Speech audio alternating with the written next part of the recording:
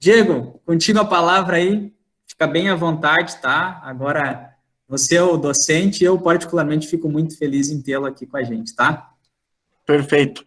Professor, obrigado mesmo pelo espaço, primeiramente, né, para deixar a gente poder, né, facilitar esse espaço de interação, né, obrigado pelo convite também.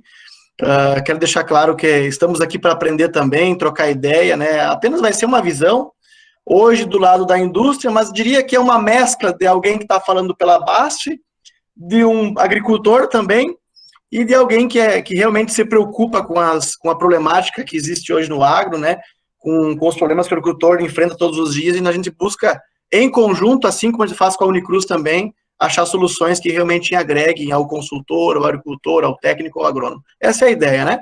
E eu quero deixar bem claro que isso aqui é um bate-papo, então, por favor, interrompam, interajam, né? A gente tem que crescer junto, não tem graça realmente falar sozinho, né? Trazer um monte de foto, um monte de resultado, slide aí, e simplesmente para a gente falar sozinho não tem graça. Então, você vai falar para o espelho, né? Então, por favor, interajam, né? Interrompam, conversem. Rafael, aí, o meu colega, né? Por favor, quando precisar aí interromper e perguntar, fica bem à vontade também, tá bom? Eu vou tentar colocar minha apresentação aqui, professor. A tela inteira, uma janela, uma guia, como é que é? A tela inteira. Tá. Vamos lá. Como é que faz para compartilhar a tela inteira? Apresentar agora, aí tela inteira. Isso aí. Apareceu já minha apresentação? Está aparecendo. Show. Aqui? Isso. Show de bola, Diego. Show de bola. Beleza. Show de bola. Pessoal, eu preparei um monte tem bastante foto, tem alguns resultados, tá? Quero deixar claro, então, né, me apresentando, então, me chamo Diego Pires, né, eu trabalho na BASF, o professor já comentou isso, eu trabalho como desenvolvimento técnico de mercado na BASF, estou, né, como desenvolvimento técnico de mercado na BASF, atualmente aí, já há 3 anos e meio na função, tá? Então, entrei em 2017, antes disso, eu trabalhei na consultoria, então, trabalhei três safras na consultoria, direto com o agricultor, atendendo uma área de 7 mil hectares na região de Santiago, e nos arredores, né? Antes disso, eu trabalhei 4 anos numa revenda também, diretamente com agricultores e mais envolvido na venda. Antes disso, eu trabalhei 2 anos em cooperativa e assim por diante, né? Não somente como agrônomo, como engenheiro agrícola que sou, mas também como técnico em agropecuária naquele momento lá da formação, tá? Então, aqui vamos trazer um compilado um pouquinho das experiências dentro da companhia, dentro da BASF, como desenvolvimento do mercado, algumas experiências como agricultor também, que a gente planta lá com meu irmão, uma areazinha para brincar um pouco, e também aí a visão, de certa forma, de um consultor que também segue acompanhando algumas áreas, tá? E aí a gente escolheu esse tema, que eu acho que é muito pertinente, né? Eu não consigo ver vocês agora, minha tela tá sozinha, mas eu acho que é um tema totalmente pertinente ao momento, né? Esse manejo de plantas daninhas, né? Essas novidades que a gente tem no manejo de plantas daninhas e esses reflexos. Porque tudo na vida é uma questão de escolhas, né? Você faz escolhas, eu vou para o A ou vou para o B, geralmente. E essas escolhas que você faz, ela tem reflexos dentro do manejo como um todo. Então, nós vamos se concentrar bastante aqui em cima das escolhas que eu faço no hoje, para ir entendendo os reflexos dessas escolhas no sistema produtivo como um todo. O que nós não podemos mais fazer, ou deixar acontecer, é o que aconteceu na safra passada, por exemplo, né? Onde a gente não se preocupou muitas vezes com o resultado das nossas escolhas, e a gente teve lavouras aí com cenários bem complicados, né? Então, vai ficar meu contato aqui, o e-mail, o telefone, por favor, fiquem bem à vontade para estar acessando, tá bom? Para vocês entenderem um pouquinho, então, antes de entrar no assunto, né, o que faz o desenvolvimento técnico de mercado, né? Então, às vezes, nós temos aí dentro das companhias os RTVs, os representantes técnico-comercial, temos o desenvolvimento do mercado, que é esse cara que eu ocupo hoje. Nós trabalhamos em 4 pilares, basicamente, né? Uma parte de pesquisa, que a gente tem alguns campos, eu tenho campos em Passo Fundo, campos em Sarandi, campos de pesquisa em Espumoso. Fizemos algumas prospecções de mercado também, então a gente analisa um pouquinho o que pode ser oportunidades, tanto no hoje como olhando um pouco mais à frente, né, em termos de ferramentas que possam ter encaixe e ter usabilidade para o agricultor. A gente trabalha muito em cima de posicionamentos, então trabalhamos com a pesquisa basicamente suportando a nossa equipe comercial e organizando os posicionamentos e ajustando esses posicionamentos na ponta, já diretamente com o agricultor. né? E também tem um viés aí na parte de treinamentos, alguns alinhamentos com canais, com cooperativas, com revendas, né? Então, basicamente, esse é o escopo do trabalho do desenvolvimento do mercado, né? E, obviamente, o nosso maior objetivo, né, é entregar a melhor solução ao técnico e ao agricultor. Então, o nosso alvo, no final, é o agricultor, o nosso objetivo maior é realmente entregar essa informação de qualidade, seja diretamente ao agricultor, ou seja, através de um canal de distribuição, de um agrônomo, de um consultor, de um técnico, tá bom? Eu trouxe aqui, esse é o portfólio da BASF, hoje pensando em soja, não vou me deter muito nisso, depois vai ficar no material, vai ficar disponível para vocês, também pode usar mais como consulta mesmo, tá? Trouxe uma foto aqui, pessoal, que por mais antiga que seja, são de 2019, acho que nunca teve tão atual, né? Quem de vocês, nessa safra 2021, não se deparou com uma cena dessas no campo, né? E, obviamente, essa cena ela não começou dentro da soja. Eu até questiono alguns que falam que nós tivemos fluxos de emergência de buva dentro da cultura da soja. Ok, concordo em partes, mas grande parte dessas plantas que saíram fora da cultura, que tomaram conta dos campos de soja esse ano, né, elas tiveram aí, devido a algumas escolhas errôneas em algum momento, né, e principalmente a questão de rebrote também, pelo mau controle de algumas ferramentas. Em 2019, nós já tínhamos cenário, né, essa aqui é uma foto que eu tirei em fevereiro de 2019, lá em Campos Novos, né, e agora algumas fotos dessa safra, né, essa primeira foto da esquerda aqui, eu vou pegar uma canetinha aqui para nós riscar, que eu adoro riscar. Essa primeira foto aqui da esquerda é uma foto em Entre Juiz, né, e aí, de novo, né, o reflexo das suas escolhas em cima do teu manejo, né? O cara da esquerda fez um manejo diferente do cara da direita, e aí está o reflexo do que ele escolheu dentro da cultura da soja, pensando em buva, né? Essa foto aqui, eu tirei aqui em Colorado, né? De novo, né? Simplesmente é uma barra de pulverizador que cruzou de um lado e outro do outro lado. Então, é uma escolha que eu fiz naquele momento, de fazer o manejo bem feito no lado esquerdo, e talvez acreditar que eu não teria potencial de dano, né, com a planta de buva que estava no meio da cultura no lado da direita. Então, safra atual, 21, né, e aqui embaixo, essa última foto aqui é dos nossos colegas da Suagro, ali perto de Sarandi, perdão, onde vocês podem notar aí que a gente tem alguns manejos que realmente não entregaram um bom controle, né, e a gente tem alguns manejos, sim, pensando em associações que me entregam um controle satisfatório, pensando em buva, né?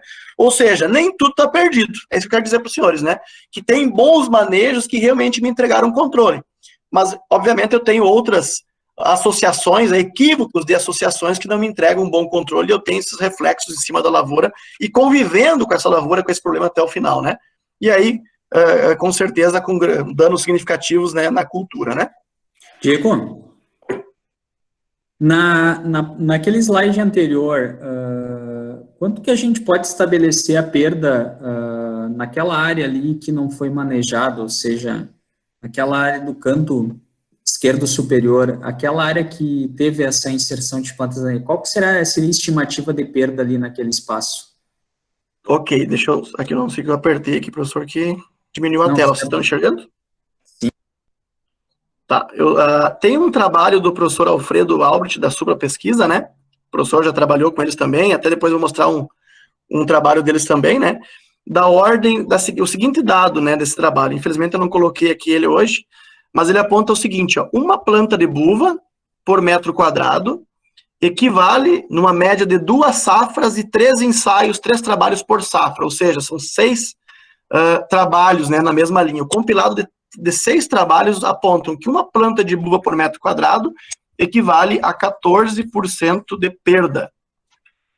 Então, isso é um dado concreto da Supra Pesquisa. Uma planta por metro quadrado, 14% de perda. E aí, cada um faz analogia com a sua produtividade, né, para a gente trabalhar. Eu não sei... voltou. Estava tendo uma legenda embaixo, agora voltou. Então, esse é um dado oficial, professor. Isso vai mudar de acordo com o índice pluviométrico do ano. Então, se eu tiver um ano que eu tenho mais chuvas, né, e algumas regiões foram agraciadas esse ano com essa questão, o dano vai ser menor, porque a disputa por água é menor. Se eu tiver um cenário mais seco, o professor Rizard tem um trabalho muito bom com isso, e o dano varia, ele varia de 4% até 16% de acordo com o ano que eu estou utilizando, com a safra, o material e tudo mais. Mas um valor médio hoje, obtido pelos irmãos Paiola, né, o Alfredo e o Leandro lá, fala de uma planta por metro quadrado, 14% de dano, tá? O Rafael, teu colega, ele levantou a mão, o Rafael Vargas. Por favor, eu não consigo ver aqui. Rafael, pode abrir o microfone aí e falar. Oi, professor, tudo bem? Opa, tudo bem, Rafael? O Diego aí, eu levantei a mão no início sem querer, professor. Tá? Ah, tá. Se baixar mais. Pode deixar que eu tô baixando ela aqui, tá? Fica à Um abraço vontade, aí, tá, Tá Rafael? excelente a palestra aí. Ô, Rafa. Então, né, indo nessa linha, né? O que Michel, a gente... Só um minuto. Michel, tu quer fazer algum comentário? Sim, a primeira foto que o Diego mostrou é uma lavoura com bastante buva, e ele comentou que é de um manejo precário, algo que deu falho, né, durante o inverno. Mas não tem muita buva que nasceu, dessas lavouras que nasceu devido à falta né, devido àquela estiagem que nós tivemos em outubro, novembro, e aí a gente plantou muito soja finalzinho de novembro, início de dezembro.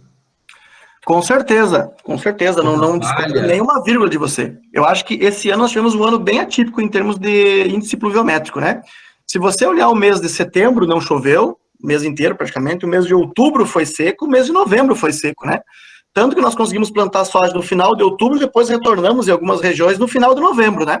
Exato. Então, esse fluxo de buva que iria nascer, talvez, ali no mês de setembro, a gente iria fazer um controle nas secações para plantio da soja, não ocorreu. Então, eu concordo contigo que tem uma parcela que sim emergiu dentro da cultura, porém, analisando as lavouras e os nossos ensaios, a gente vê que essa parcela é muito pequena. E a grande maioria das plantas que saíram fora da cultura, e você vai olhar isso no campo, a gente consegue perceber com tranquilidade, são plantas que rebrotaram.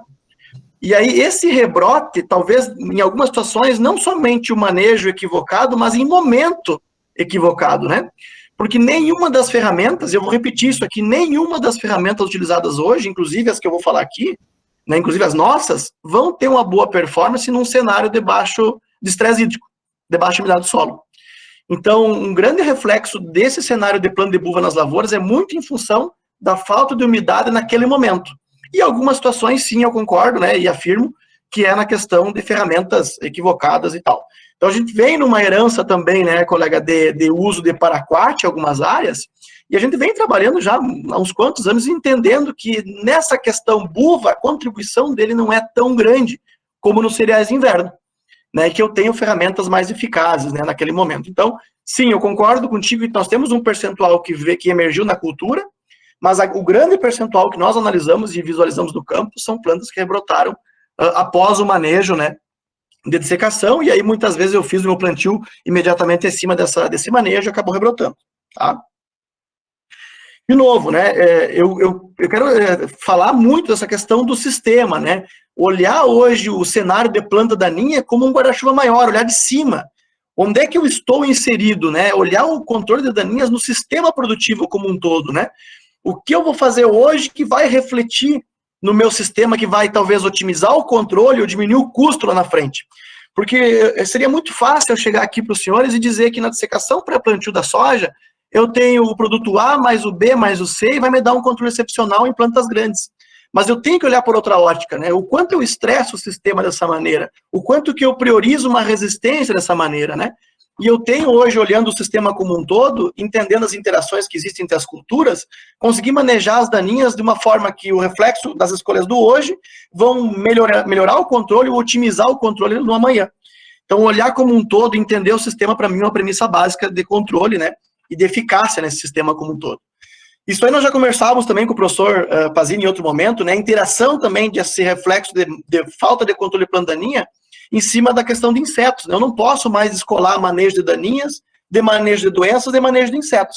Então, essas fotos que eu tirei o ano passado, algumas um pouco mais antigas, mas essas das buvas foram na safra passada, na região de Sarandi, uma planta de buva que recebeu já uma navalha de máquina pós-colheita da soja, sendo, né, hospedeiro aí de insetos, como o próprio percevejo também. Então, a ponte verde acontece quando eu não faço esse controle ou dentro da cultura, nesse caso aqui já não aconteceu na pré-semeadura, não aconteceu na pós-emergência, não aconteceu na pós-colheita. E aí eu crio essa ponte verde para insetos, né, e outros problemas que vão interagir entre as culturas, né. A foto da direita aqui da lagartinha, né, é uma área de nabo, né, onde não foi bem controlada, realmente, aí a lagarta realmente migrou, né, da cultura de cobertura para dentro também da questão da lavoura de soja, né? Falando um pouquinho também de doenças, não tenho como descolar uma coisa da outra, né? O Rodrigo Rodrigues aí que trabalha conosco, né, também tem umas fotos excepcionais nessa questão, mostrando a interação dos sistemas, né, e mostrando a interação dos controles, né? A soja, que hoje é a nossa cultura matriz, pensando em rentabilidade, ela começa a ser planta daninha a partir de agora, nas culturas de inverno, né? E hospedeira de outras doenças, como a questão do oídio, por exemplo, né? O próprio nabo também, outras culturas que são, a partir de agora, por vezes, né, planta daninha no meio das culturas de inverno. A questão de mofo branco, né, que nós muito ouvimos falar esse ano, né?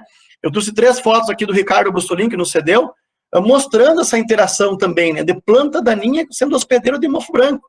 Então não é só a soja, não é só o nabo que é hospedeiro de mofo branco preferencial. Eu posso ter também mofo branco na buva, eu posso ter também na Maria Mole, eu posso ter na guanchuma também essas plantas daninhas como hospedeiro dessa doença. Então, eliminar o nabo forrageiro em algumas situações da minha lavoura não é sinônimo de ausência de mofo branco, né? Eu preciso pensar no manejo do complexo de daninhas que pode ser hospedeiro da doença, né? E aí sim olhar o sistema como um todo e os reflexos da minha escolha, né? Eu afirmo para os senhores, né? Essa é uma afirmação. O manejo de daninhas do sistema ele já começou. O manejo de daninhas lá na dessecação pré-plantio de soja, que vocês vão fazer ainda esse ano, ele já começou na pós-colheita da safra de agora, né? Então, essa foto que eu tirei aqui da esquerda, isso aqui é dessa safra, uma colheita de soja, né? Com planta de buva já rebrotada. Isso aqui está entrando nas culturas de inverno dessa maneira, com uma baixa área foliar, com uma raiz extremamente agressiva, né? E uma dificuldade maior de controle. Então, olhar esse sistema é importante, né? O que eu vou fazer nesse manejo agora para realmente diminuir o meu problema dentro do inverno, né? E aí, obviamente, as culturas de inverno são oportunidades, as gramíneas de inverno têm uma oportunidade de eu manejar essas folhas largas aí no sistema, melhorando esse manejo, pensando no verão como um todo, tanto para a buva, como exemplo, também como outras daninhas aqui, no caso da corda de viola, né?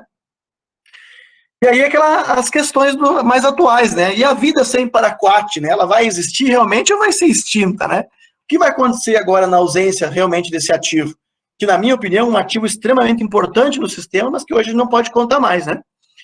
Aí, beleza, já que vai sair do mercado, né? A gente sabe que tem alguns aí que tem estoque em casa. Eu vou utilizar 3 vezes, 3 aplicações disso aí, né? Não pode, realmente, né? Porque vem sobrando daninha aí, inclusive, a esse ativo, né?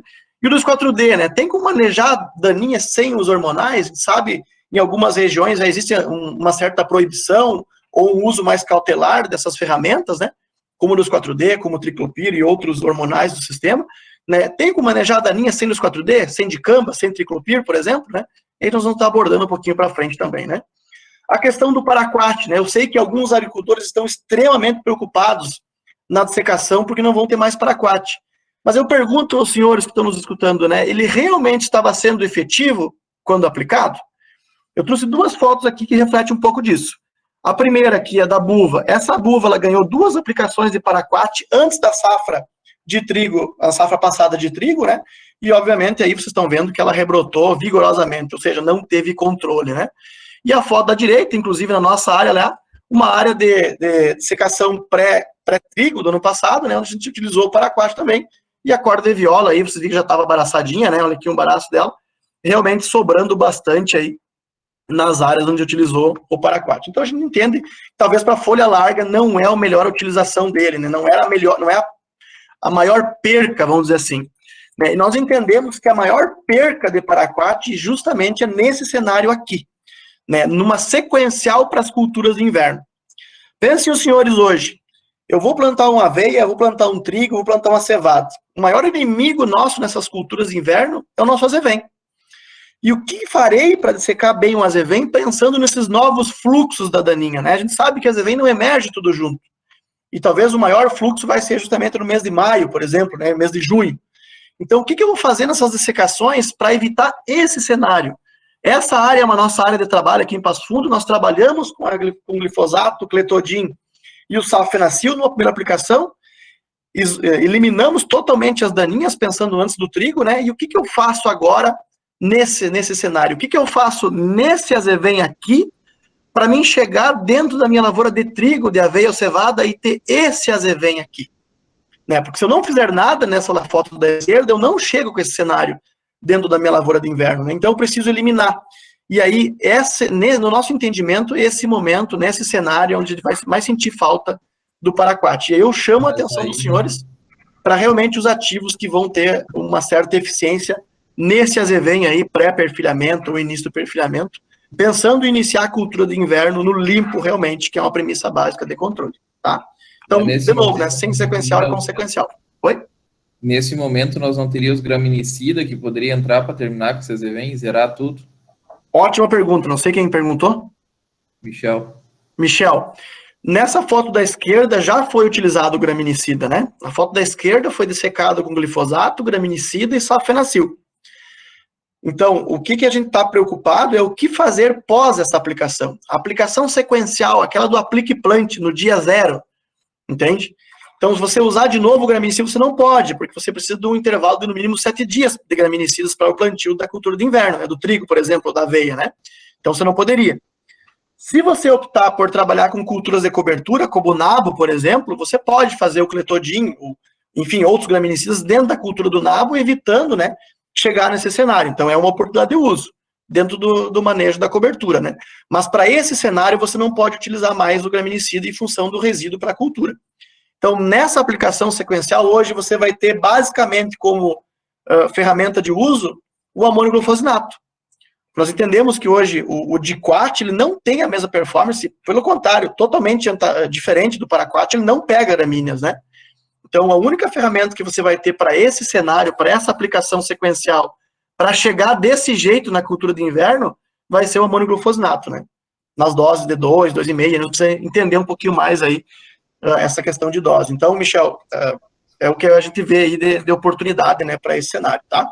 Diego, entrando nessa questão do amônio glufosinato, tu não vê dessa restrição de uso de outras oportunidades e praticamente essa segurança de entrar limpo vai estar muito atrelado talvez a ele ou algum outro princípio ativo, tu não vê uma pressão talvez de uso, e isso pode acarretar daqui a pouco, isso, enfim, já para outras situações, já pode acarretar um próprio processo de tolerância de alguns materiais, ou algum, em função da própria variabilidade genética de alguma dessas gramíneas, um desenvolvimento de alguma certa tolerância e, porventura, posteriormente, alguma resistência? Concordo plenamente contigo. O que eu chamo a atenção, professor, é justamente, nós podíamos parar aqui o nosso trabalho, sabe? Porque eu acho que isso aqui é o cérebro dessa problemática do azevém, sabe? A dificuldade que eu tenho de chegar nesse cenário da foto da esquerda, ela é muito grande. Porque o que nós temos, eu vou abordar esse tema um pouquinho para frente, se eu tinha até então um paraquat que era extremamente efetivo nesse azevém que estava em início de perfilhamento, ou seja, ele vinha a complementar ou até mesmo corrigir uma dessecação de inverno, eu não tenho mais. Então, aquela tranquilidade que eu tinha de colocar, por exemplo, um glifosato, um cletodin e um 2,4-D. Eu ia ter azevéns biótipos que iam ter um bom controle e ia ter biótipos que iam estar resistindo a essa aplicação, correto? E eu teria um paraquat que vinha e organizava todo o meu sistema, né? A minha dessecação. Ele homogeneizava a minha dessecação para me implantar a cultura no limpo. Hoje eu não posso me permitir chegar nesse momento da foto da esquerda com sobras de daninha. Eu preciso chegar desse jeito aqui, com plantas pequenas, na pós-inicial, ou seja, até o perfilhamento, o início dos afilhos, né, para que o amônio glufosinato seja eficiente. Se eu tiver plantas que sobraram da minha primeira dessecação, aí sim, professor, eu estou entrando no que você está falando. Né, eu estou agilizando o processo de seleção natural de resistência, obviamente, né? Porque eu vou ter plantas que, sim, não ter bom controle com o amônio glufosinato, né? Diego, a minha percepção na saída do paraquat é que nós vamos quebrar um pouco a resistência das plantas, porque hoje já se fala em outras plantas aí, azevém, em outras plantas invasoras resistentes a glifosato. E todo mundo era muito de usar o paraquat resolvia tudo. E hoje a gente vai ter que buscar outros mecanismos na dessecação, e eu acho que vai contribuir muito positivamente para dar uma olhada nessa resistência, né? Até tu estava comentando do paraquat, eu trabalho com produtores de leite na CCGL aqui em Cruz Alta, E a gente trabalha muito no inverno com azevém tetraploide, material altamente com capacidade de enraizar e altamente produtivo tecido vegetal, né? Parte aérea. E teve agrônomo aqui de Cruz Alta que recomendou um produtor dessecar o azevém só com paraquat. Então, acho que vai mexer um pouco aí no campo com os agrônomos e eu acho que vai ter alguns benefícios aí no futuro. Com certeza. O que nós vimos era uma realidade muito de conforto, né? E outra, muitas vezes fazendo vista grossa para algumas sobras de dessecação, né? Porque tinha o paraquat. Hoje, a exigência técnica é muito maior. É muito fácil hoje você... Muito fácil não. Vai ser muito mais complicado você perder uma ferramenta que tinha uma certa eficiência até certo ponto, né? E agora entender realmente essas interferências entre o antagonismo ou até mesmo o sinergismo de algumas ferramentas, pensando no controle do azevém. Então, eu diria hoje, colegas, que a maior perca de paraquat é em cima de azevém, principalmente nesse cenário aqui, né? E aí sim eu vou precisar entender como é que funciona o monoclofosnato, eu vou precisar entender as diferenças que tem entre formulações, vou precisar entender as influências dos adjuvantes em cima da molécula, vou precisar entender a questão de luz que influencia o funcionamento do monoclofosnato, né, para mim, e o estágio da planta daninha, ou seja, é muito mais complexo. Eu preciso de um agrônomo, né? Até que, enfim, eu preciso de um agrônomo, né, para realmente entender essas interligações e fazer um bom posicionamento. Então, eu concordo contigo, vai ficar mais profissional. Por outro lado, né, olhando pela ótica do agricultor, vai ter muita sobra de azevém, tá? Vai ter muito agricultor com lavoura suja de azevém, e o pior disso é deixando esse cenário de dessecação para dentro da cultura, para o manejo pós. E a gente sabe da dificuldade que nós temos aí de herbicidas em pós-emergência do azevém. Tá bom?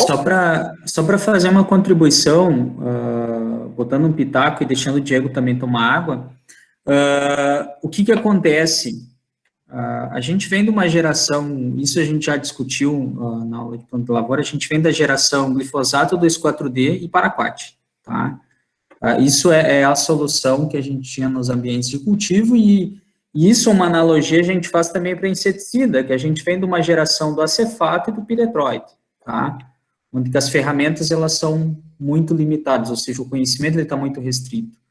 E isso é um detalhe até importante, principalmente para vocês que vão estar agora entrando para o mercado, esse conhecimento amplo de molécula, esse conhecimento de uma maior gama de opções e de oportunidades de moléculas que vai ter que se ter. E aí que vem o diferencial daquela agregação de conhecimento para tu tomar decisão. Eu acho que essa gama de conhecimento que se está adquirindo, não somente com uma ou outra molécula, mas sim com essa amplitude de moléculas, é o que vai ainda mais valorizar isso que o Diego falou, profissional engenheiro agrônomo. A gente vai ser valorizado por isso. Isso eu acho que é uma coisa que tem que ser frisada e eu acho muito... Desculpa só pegar um ponto um pouco mais filosófico do que necessariamente aplicado, mas eu vejo que isso é um ponto que formata ainda mais a necessidade da gente agregar conhecimento. E eu digo mais, professor, eu acrescento em cima da tua colocação. Eu volto de novo. Essas duas fotos, elas refletem a maior problemática da saída de paraquat, tá? Porque, na nossa opinião, e conversando, a gente conversa com muito agricultor, com muito técnico. A grande maioria hoje não tem a real noção do tamanho do problema, né? E vai chegar no momento da dessecação e vai se perguntar, o que eu faço agora? E aí sim, quem são os profissionais que realmente vão entender das moléculas, das interações entre elas, né?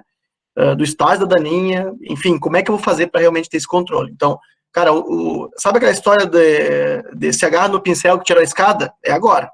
Né? Então, realmente, precisamos de mais entendimento sobre algumas moléculas para realmente ter uma eficiência na dessecação. E aí, o engenheiro agrônomo nunca foi tão importante, né? O bom engenheiro agrônomo, né? Vou dar sequência aqui, turma, né?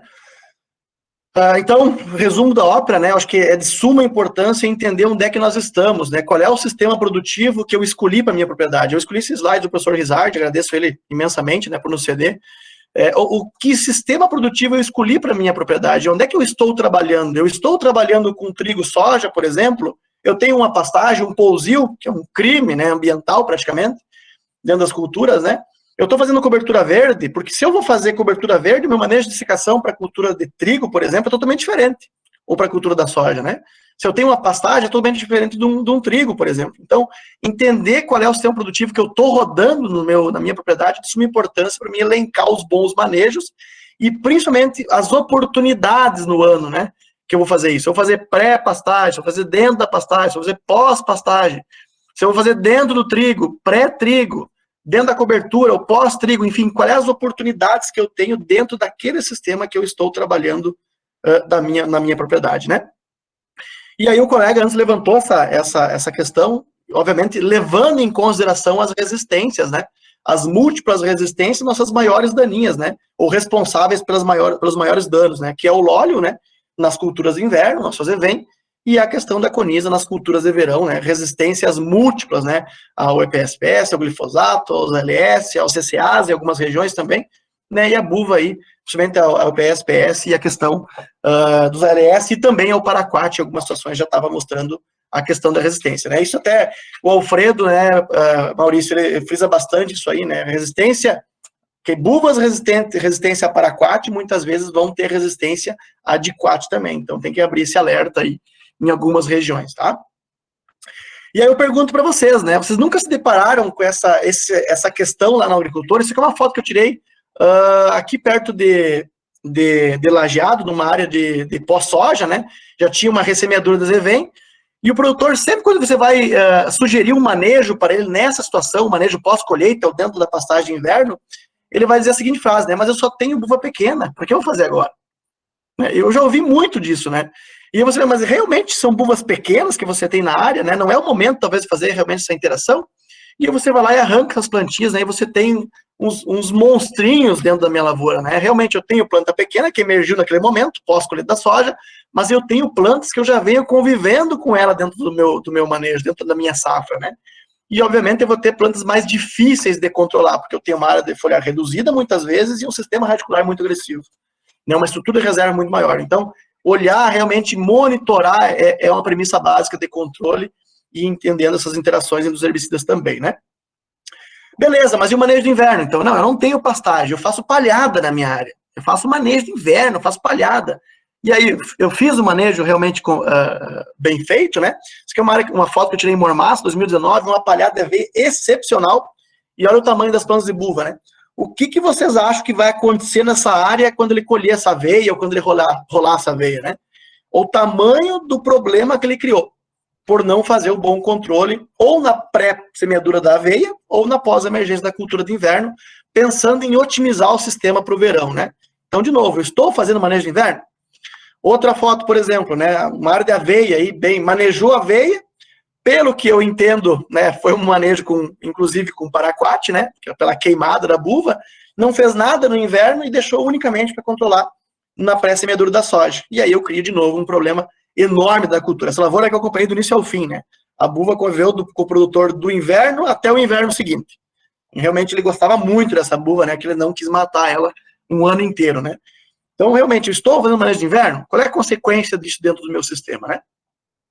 E eu abro uns alertas aqui, né? Na questão do metsulfuron, por exemplo, a gente tem N ensaios aqui.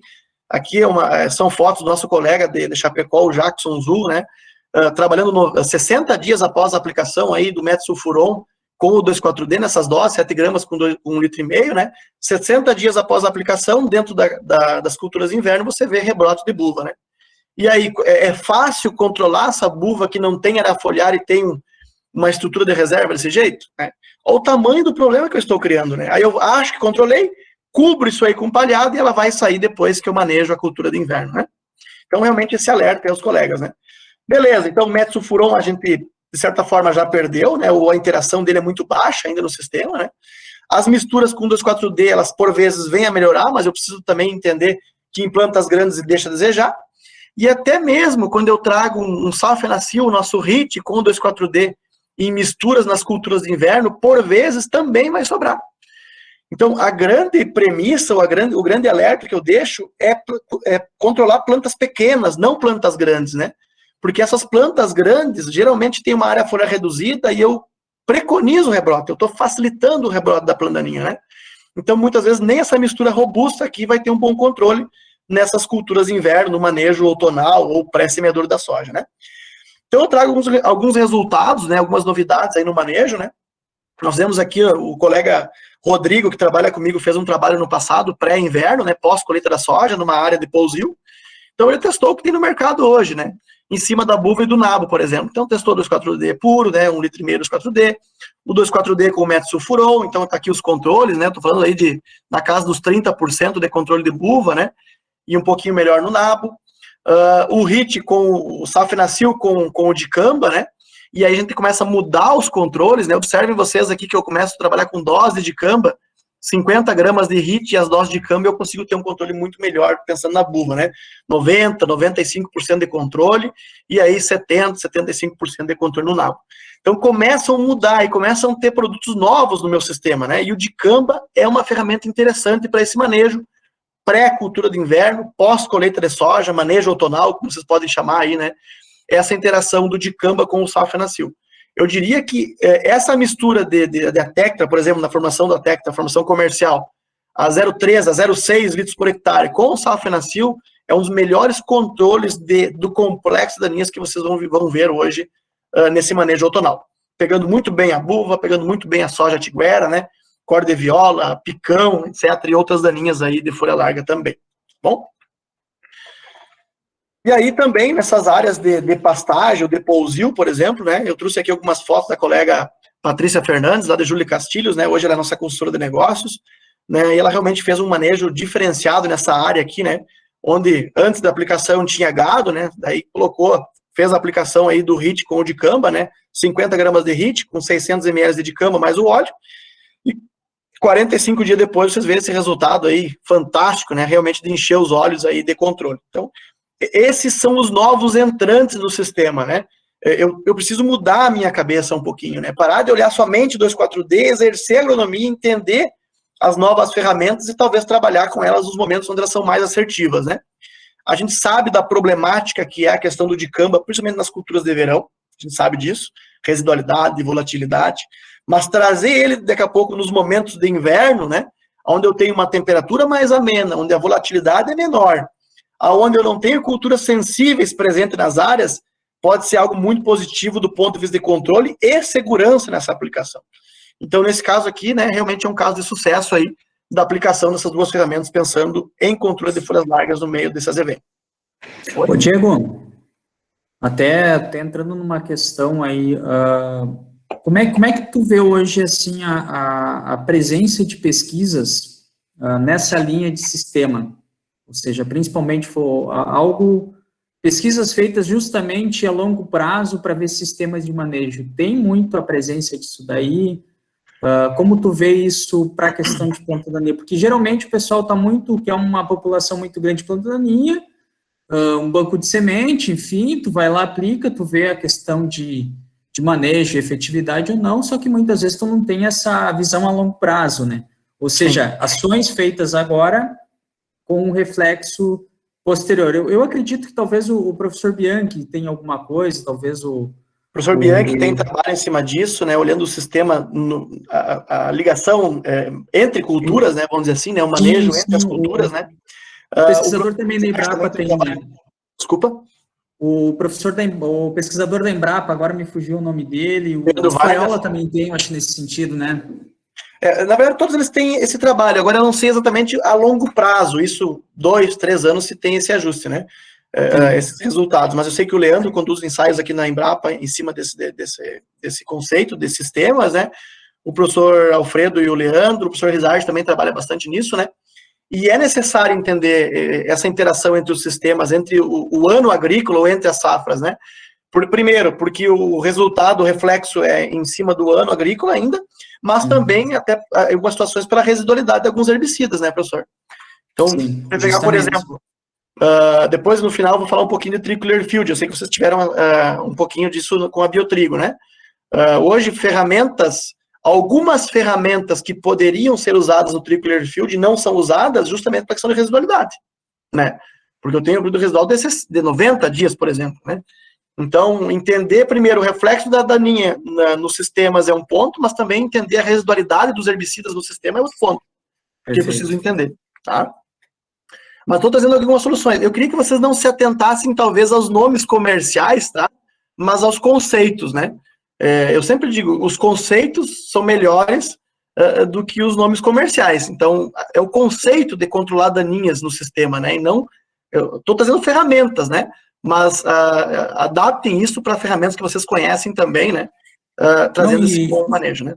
Diego, dando um pitaco aqui de novo, eu acho que esse próprio conceito, e tu trabalha muito bem isso, esse próprio conceito também de estabelecimento de manejo, eu acho que ele está se sobrepondo muito a nomes comerciais, ou seja, ao princípio ativo, ao conceito, porque de nada adianta tu ter o melhor princípio ativo, a melhor ferramenta, se utilizar ela de maneira inadequada, não no intervalo coerente dela, né? Então, sim, eu acho que isso é uma coisa importante.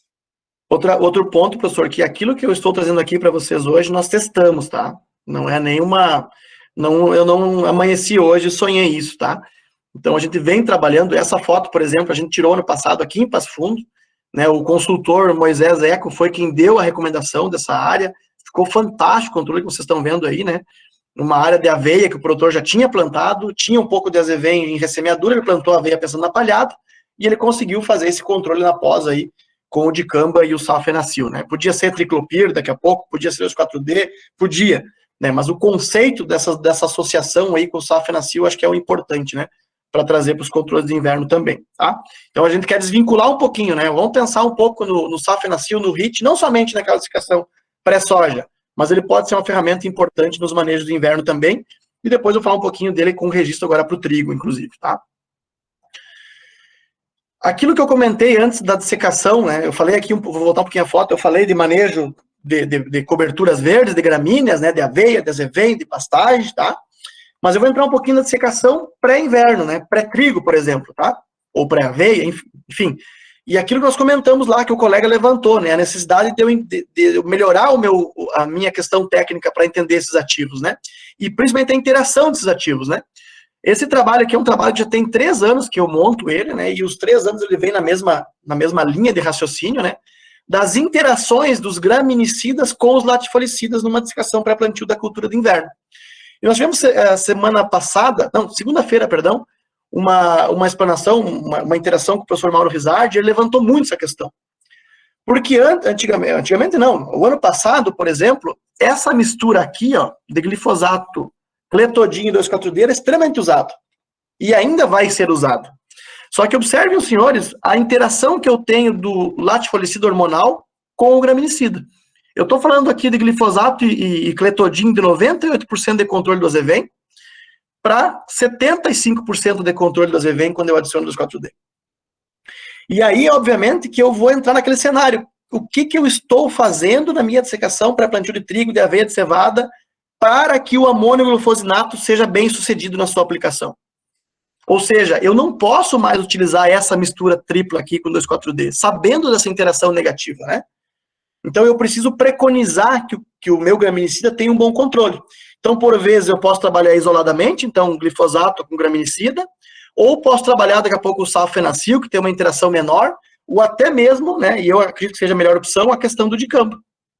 Tá? Eu, infelizmente, não coloquei o resultado aqui, mas a interação do dicamba, ela é menor do que o 2,4-D em cima dos graminicidas, né, melhorando esse controle do azevém quando eu faço essa associação tripla, né.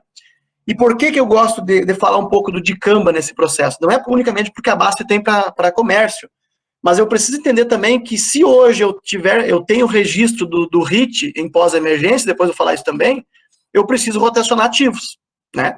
Então, eu trouxe o resultado aqui de glifosato, Poker e HIT. Poxa, mas eu vou usar HIT na dessecação, pré-plantio de trigo, vou usar na pós do trigo e depois vou usar na pré do soja? Não posso. Então, eu preciso estar trabalhando com rotação de ativos, e o dicamba vem a contribuir muito nesse segmento. Então, daqui a pouco, uma mistura tripla, substituindo esse 2,4-D na tripla aqui pelo dicamba, pode ser uma opção interessante, né? Para mim, melhorar o controle de daninhas do complexo inteiro, de folhas largas e folhas estreitas, mas também de rotacionar esses ativos, melhorando o controle e a permanência deles no mercado, né? E aí, de novo, né? Para esse cenário, fiz a minha dissecação para plantio de trigo, uma mistura tripla. Eliminei o meu azevém, mas e o novo fluxo de emergência? O que eu posso usar, né? Então, a gente entende hoje, né, que a única ferramenta que a gente enxerga, e aí os seus colegas tiverem uma outra opção, por favor, externem isso, né? talvez seja a questão justamente, né, do amônio-glufosinato, e aí sim entender as interações com as formulações. O amônio-glufosinato é uma molécula sensível, principalmente na questão de adjuvante, formulações, luminosidade e também interações com outros herbicidas. Então, atentem para isso. Eu não tenho mais paraquat. E para mim ter um bom funcionamento do finale, do amônio-glufosinato, independente das formulações, eu preciso entregar um cenário mais próximo disso aqui para essa aplicação sequencial, né? Então, aquelas sobras que nós tínhamos, esqueçam, aquilo lá não pode mais ter, senão realmente vai patinar essa aplicação do amônio-glufosinato. Tá bom? Aqui é um trabalho do colega Juliano Lisboa, né, que está de férias, inclusive, e a gente está substituindo um pouco ele aí nesses trabalhos, né, mas é um trabalho que ele fez e vem contribuir muito nessa ideia de entender um pouquinho mais da molécula e o que a gente pode esperar dele, tá? Tudo entendido aqui, professor? Em cima da dissecação, eu me aprofundei um pouco, porque realmente eu entendo que é um problema bem sério, sabe? Diego, é isso que a gente precisa e aquela imagem anterior eu estava junto. Eu só não estava segurando o fundo azul. Brincadeira à parte. Que barbaridade. Não, mas show de bola, Diego. Bacana mesmo, cara. Tá show de bola. Só elogio aí, só elogio. Evoluindo então, pessoal, né, não tendo dúvidas aí, evoluindo um pouquinho, né, falamos dos manejos aí pós-colheita de soja, pré-plantio de trigo, de inverno, falamos dos manejos em cima das áreas de pastagem, de pousio, né, e agora eu quero falar um pouquinho do pós do trigo, né, do controle de pós-emergência do trigo, realmente. Nós temos um aumento de área esse ano, vamos chegar próximo de 1 milhão de hectares, se Deus quiser, né, e nós temos agora registro do RIT para pós-emergência do trigo. Então, é uma novidade, né? É um produto, é uma molécula nova que pode ser usada nessa modalidade. E a gente precisa entender um pouquinho de como eu uso, né? Que dose, que momento e o que realmente eu posso esperar dessa ferramenta, né? E eu volto de novo. Eu faço a pergunta para os senhores: que cenário vocês estão desenhando para o verão? Se eu olhar para a cultura de inverno, que eu já programei, eu já estou com o meu trigo planejado e organizado as minhas compras, né? Que cenário que eu estou desenhando para a minha cultura de verão? O que eu estou fazendo ou vou fazer dentro da cultura de inverno para melhorar a minha dessecação na cultura de verão? Então, isso aqui é na área da mini-farm, aqui do Miguel Manoso, né? Simplesmente aqui eu tenho uma barra de pulverizador que foi aplicado o HIT na pós-emergência, do trigo, no momento do perfilhamento, e na foto, na barra da direita, não foi aplicado nada. Então, simplesmente é isso, né? Que cenário que eu estou desenhando para minha lavoura? E aí, obviamente, isso vai me dar muito mais custo de controle, né? Primeiro, uma falta de eficiência, uma eficiência menor, e segundo, né, um aumento de custo também no momento da secação para plantio da cultura de verão. Outro ponto, eu colho essa área, né? Então, a área da esquerda, da foto que vocês viram anteriormente, eu colhi ela. Eu tenho novos fluxos de daninho, ou seja, plantas pequenas, né? Plantas que ficam, que têm uma relativa facilidade de controle, né? E as ferramentas para controle são diferentes da foto da direita, onde eu cortei essa planta daninha, né? E eu tenho um cenário totalmente difícil de controlar, né? Eu tenho uma pequena área foliar, eu não tenho tempo, muitas vezes, para fazer esse controle e fazer a semeadura da soja, né?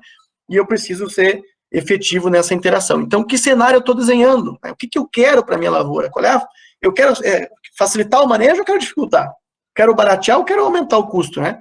A gente vê o produtor falando, né, do aumento de custo, mas eu tenho ferramentas para diminuir um pouquinho esse custo no manejo como um todo, né? E aí, de novo, né? Pensar em controle de folhas largas na pós-emergência das culturas de inverno, do trigo, eu não posso ter falhas de dessecação. Eu vou repetir isso aqui.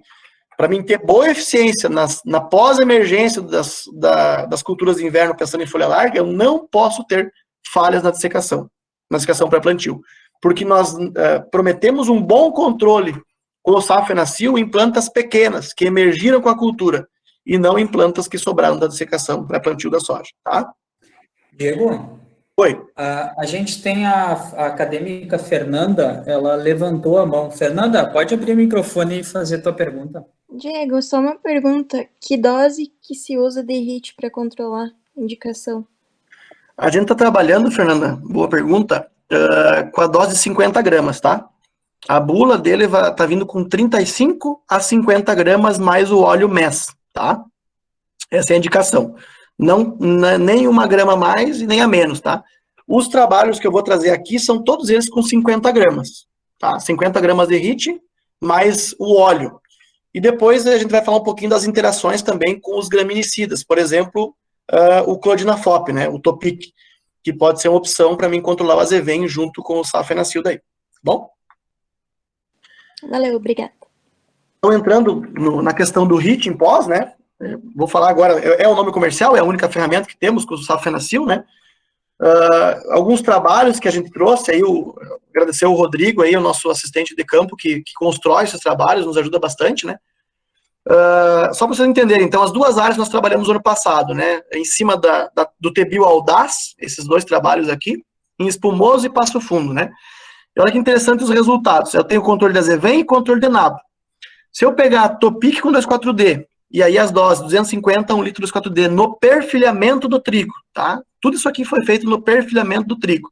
Olha o controle do azevém, 65% do azevém e 55% do nabo. Quando eu coloco o Alai, por exemplo, o metsulfuron, né? Sigo com esse controle baixo do azevém. Quando eu trabalho com o Topic sozinho, eu melhoro o controle do azevém.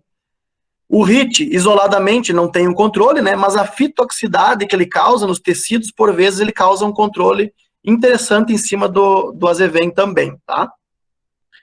E aí, quando eu associo as duas ferramentas no tratamento 6, né, tô riscando aqui, eu realmente consigo melhorar muito o controle tanto do azevém, como também do nabo.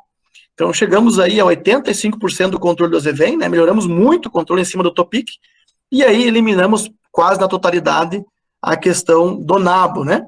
E se vocês observarem a produtividade do trigo, né, a produção, a gente teve a melhor produtividade aí quando associou as duas ferramentas, né? As 250 gramas de Topic, que pode ser melhor essa dose, pode usar 300, que seria a dose mais adequada, né? E os 50 gramas de HIT, que é a dose que a Fernanda acabou de perguntar para nós aí, tá? E aí, né, outras... Qual que é a restrição do HIT na fenologia da cultura do trigo? Só para frisar bem para os alunos, eu acho que isso é importante. Eu trouxe esse tema um pouquinho para frente aqui, professor, tá? Mas não tem problema, vamos trabalhar, para não perder a pergunta. Não, pode, se vai para frente, fica tranquilo, fica bem à vontade. Eu trabalho um pouquinho mais à frente aqui, tá? Vai falar um pouquinho da fitoxicidade, daí que é importante saber, né? Mas entender essas relações, eu não estou aqui, turma, para denegrir produtos, tá? Não é essa a ideia. Mas existem realidades que precisamos externar, né? Então, o próprio iodo sulfurão, a gente sabe da decadência no controle, né? E também em cima do nabo, que vocês viram aqui, ó, 25% de controle, isso aqui não é controle, né? Então, realmente, eu preciso ter ferramentas que me entregam essa lavoura no limpo, né? Tanto no nabo, na buva, como também no azevém, né? Então, isso passo fundo. Em espumoso, né? A gente trabalhou numa situação de estresse hídrico um pouco maior, e aí, obviamente, os controles caíram bastante, né? Se vocês trabalhar... E outra, um controle um pouco mais tarde também. Olha só que interessante, né? Nós migramos aí de 85% de controle para 45% de controle, no melhor dos controles, né? Então, realmente, entender, primeiro, o estágio é importante, porque aqui em Passo Fundo nós trabalhamos com 30 dias após a emergência, e aqui em Espumoso com 42 dias, se não me engano, após a emergência. Então, entender essas relações de estágio e eficiência é de extrema importância, né? Depois falar um pouquinho também do estresse hídrico, né, que piora também esse cenário de controle, tá? Mas essa questão do HIT em cima do controle do azevém e do nabo também, tá? Aqui algumas fotos, então, para ilustrar um pouquinho desse controle, né? Então, 14 dias após a aplicação, a testemunha na parcela 1, e a parcela 5, né, a parcela do HIT com o MES. Observem que tem, sim, um nível de fitotoxicidade, tá? Essa fitotoxicidade, ela pode ser aumentada ou diminuída de acordo com as intempéries climáticas. Então, por exemplo, se eu tiver um estresse climático no momento da aplicação, e essa aplicação foi feita pós-geada, né, eu vou ter um efeito de fito pronunciado. Se eu tiver temperaturas acima de 12, 15 graus e não tiver estresse hídrico, a fitotoxicidade dele é muito pequena, muito pequena. Então, praticamente invisível, muitas vezes, a olho nu, né? Então, cuidar de estresse climático. Naquele momento do pleno perfilhamento, onde eu estou, que é o momento da aplicação do HIT, né, eu preciso ter condições ambientais favoráveis à aplicação, o que deveria ser observado para qualquer herbicida, né? Então, temperaturas acima de 12, 15 graus, umidade relativa no ar, umidade no solo, né, para realmente ter um bom funcionamento da ferramenta e ter o menor nível de fitotoxicidade possível, tá? Aqui os 14 dias também com o Topic, né, a parcela 6, então vocês podem observar, eu vou até dar um zoom aqui, ver se eu consigo. Né, olha só o nível de controle, não vou conseguir. A ferramenta não me permite, né? Mas olha o nível de controle que eu tenho do complexo das aninhas, né? Do nabo, da bulva e também do azevém, tá? E aí os dois, o lado a lado, né? O Rodrigo usa essa estratégia do palitinho, né? Para marcar o mesmo local para estar avaliando. Então, 7 dias após a aplicação, né? E 14 dias após a aplicação. HIT com Topic, nas duas... Opa, desculpa. A canetinha aqui. HIT com Topic, né? Aos 7 e aos 14 dias. E aí somente o Topic, né? Aos 7 e aos 14 dias, né? O Topic não controla a nabo, a gente sabe disso, né? Mas observem o azevém. Vocês estão vendo o azevém aqui? 7 dias após a aplicação, e aqui você não enxerga mais o azevém em nenhuma das situações. A fitotoxicidade que ocorre também, que causa no trigo, também ocorre no azevém. E se eu otimizar essa aplicação pegando o azevém nos seus estágios iniciais, que foi nesse caso, eu quase que elimino ele nos 7 dias após a aplicação com essa associação, tá? Então isso também é importante entender.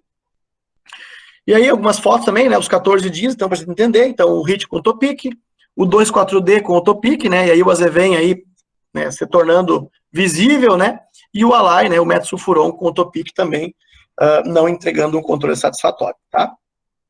Aqui é as manutenções, a gente faz a manutenção do nosso campo de trigo, toda ela é feita com HIT Topic, nessas doses que vocês estão trabalhando, né, e aqui a gente tem uma testemunha para entender, né, então sem a aplicação, no dia da aplicação, e os 14 dias após a aplicação, a gente pode ter uma noção do que eu posso esperar realmente da ferramenta, né? Dessa associação. E aí, professor, aquilo que tu perguntaste do estágio, né? Então, a indicação é no pleno perfilhamento, né? Na escala lá no GS23, né? Sendo mais específico, né?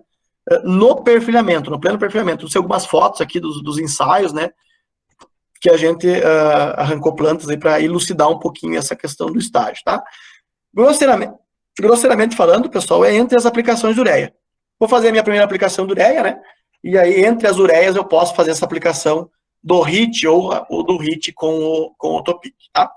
O que é importante nós entender aqui nesse cenário? Vou voltar aqui. Primeiro, o que manda, é uma pergunta que eu faço, o que vai dar o starter nessa aplicação, principalmente do Topic? Se alguém quiser me responder, eu agradeço. O que vai realmente startar as aplicações da pós-emergência do trigo? Pensando em herbicida.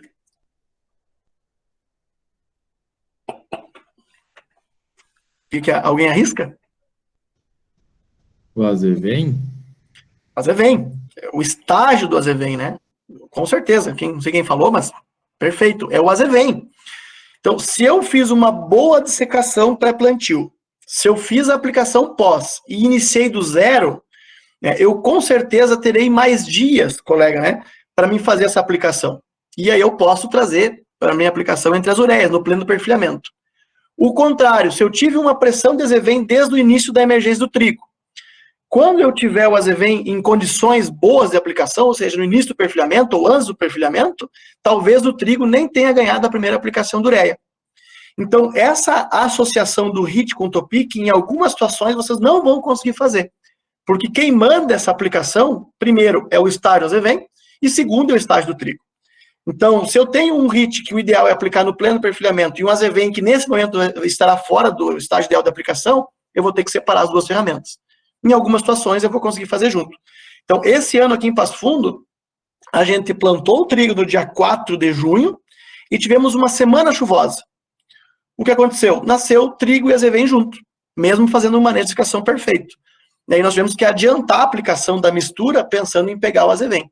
E aí, quando eu adianto essa aplicação, pegando o trigo no início do perfilhamento, eu pioro um pouquinho o cenário de fitotoxicidade. Porém, essa fitotoxicidade, ela é rapidamente recuperável, né? Porque eu entro com as aplicações de ureia, né? E o trigo recupera rapidamente, vocês não vão ver o efeito no final do ciclo, tá? Como vocês viram ali, a produtividade não muda nada, né? Então, alguns pontos da fito que tem que se observar.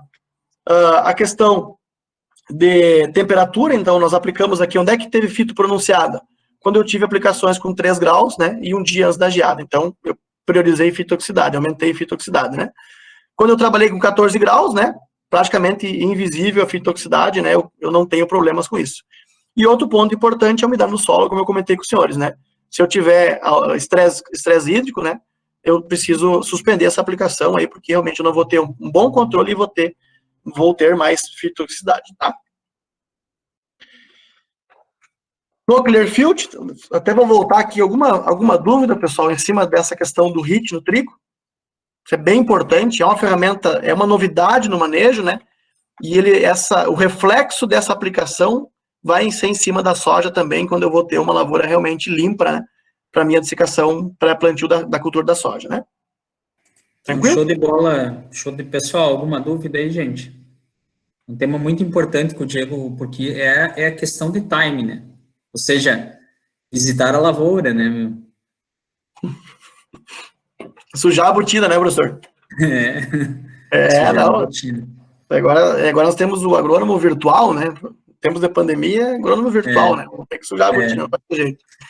Isso é verdade. Mas vamos lá. O pessoal da Biotrigo falou bastante, né, com vocês do Trigo Clearfield, imagino, né? E o Trigo Clearfield realmente é uma parceria da BASF, da Biotrigo, né? A melhor genética atrelada ao melhor controle de aveia azevém no sistema, né? Então, realmente, o Trigo Clearfield, ele traz alguns benefícios, né? Principalmente o benefício da utilização de alguns ativos que eu não posso utilizar no trigo convencional. Principalmente, né, a questão das imidazolinonas, né? Então, eu tenho lá os inibidores de ALS, né? Eu tenho as imidazolinonas e eu tenho também os ALS, né? Então, o Raptor, né? O Imazamox, que é o herbicida registrado para o Trigo Clearfield, ele pertence ao grupo químico das imidazolinonas e ele é permitido o uso em cima do Trigo Clearfield, né? Um trigo mutagênico, né? Então, trazer um pouquinho aqui dos trabalhos que nós realizamos aí com o Rodrigo nessa safra também, e o Jonas também, que é o nosso estagiário, né? Para trabalhar um pouquinho aí em cima dos efeitos do Raptor 70DG, que é o herbicida registrado para o Trigo Clearfield, tá?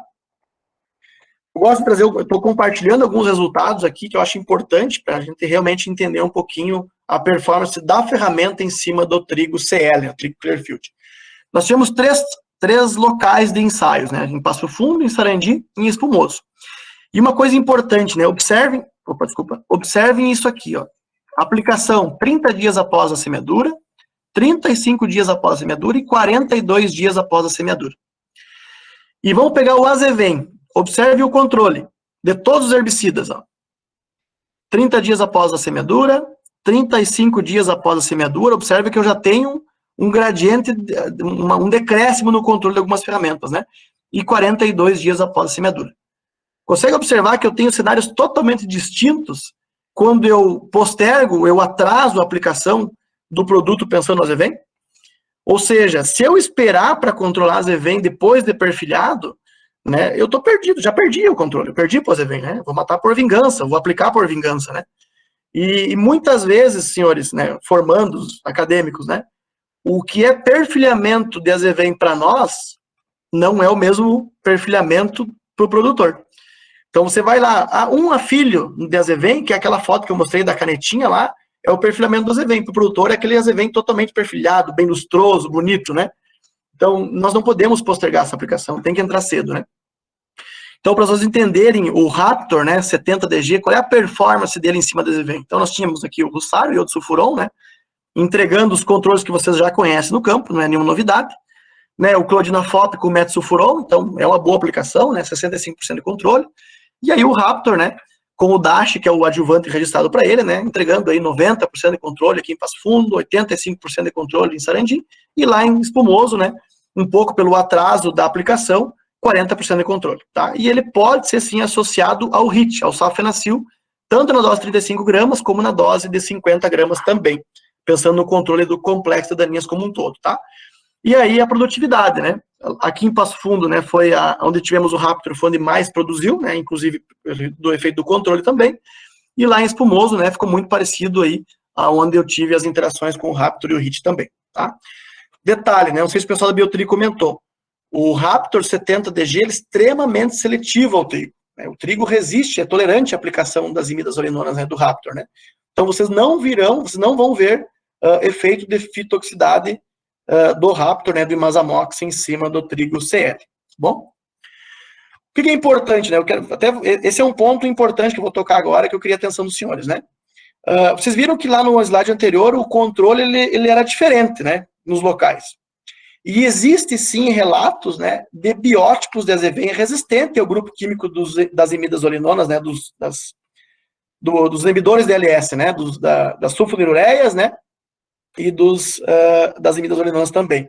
Então, o que é importante isso aqui, né? Eu não posso deixar o meu manejo de azevém, no caso do Clearfield, e também do trigo convencional, no caso de Hussar ou Topic, somente em cima do manejo pós. Esse tema é bem importante, né? É outra novidade que eu vejo hoje no manejo de daninhas, né? É aquela história, o reflexo das escolhas em cima do sistema, né? Então, não posso deixar o manejo somente no herbicida pós. Olha só que interessante isso aqui lá em Espumoso. Lembra dos controles baixos, né? Então, eu tenho a testemunha, 0 controle, 27 sacos de produtividade do trigo CL, onde eu entrei com o Raptor, né, na aplicação somente o Raptor no perfilhamento, lá aos 42 dias, né? 40% de controle, baixo controle, né, 57 sacos. Onde eu entrei com o Hussar, 25% de controle, né, também baixo. E olha que interessante quando eu entrei com os pré-emergentes. Esqueçam os nomes comerciais, né? No caso aqui eu coloquei uma mistura de Safenacil com Imazepapir, a questão do Herbadox, ou até mesmo o Zetamax, né, que no trigo Clearfield poderia ser aplicado em virtude dele ser resistente às imidazolinonas, né? Então, manejo pré-plantio e pós-plantio, pós-emergente, no caso, olha que interessante que eu tenho o acréscimo.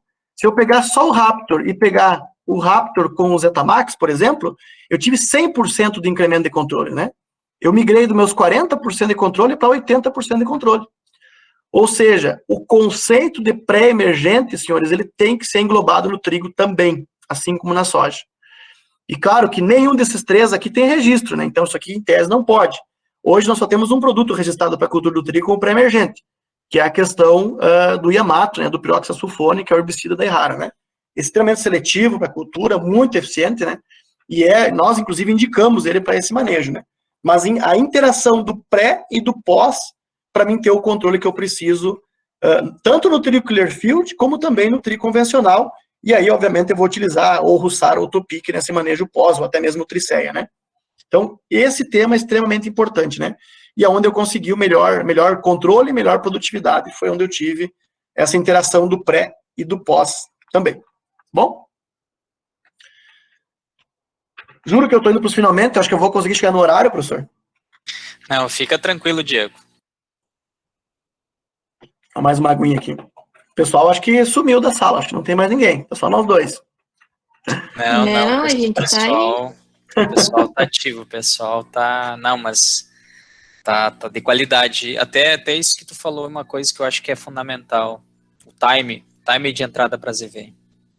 Como é responsivo, né? Ou seja, dias praticamente aí que se perdem, praticamente cada dia aí que tu perdeu em torno de 5 a 10% da efetividade, né? Pelo menos se tu for fazendo uma escala, né?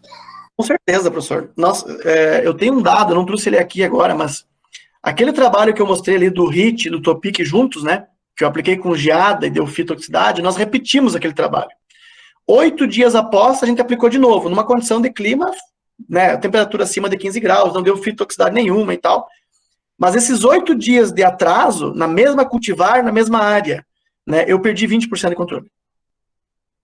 Então, entendam a dinâmica dessa plandaninha, né? Se eu perder o time, já era controle. Então, a gente hoje vê muito falar, né, do clodinafop com efeitos de baixo controle em cima do azevém. Eu discordo disso. Para mim, o clodinafop, ele e o Raptor hoje no trigo Clearfield são os melhores controles. Só que o time do azevém é extremamente importante para qualquer uma das ferramentas, para qualquer um dos trigos, né? Então, monitorar nunca foi tão importante, né? Nessa questão aí de time, né, de estágio da daninha.